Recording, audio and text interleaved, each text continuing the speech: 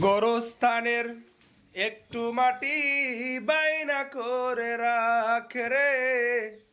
গোরস্থানের একটু মাটি বাইনা করে রাখ। আতর গোলাপ সুরমা চন্দন কাফন নামের দেহ বন্ধন। আতর গোলাপ সুরমা চন্দন কাফন নামের দেহ বন্ধন।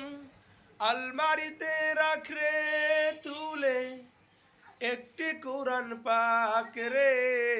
এক্ষুনি তোর আসতে পারে চলে যাওয়ার ডাক রে। এক্ষুনি তোর আসতে পারে চলে যাওয়ার ডাক।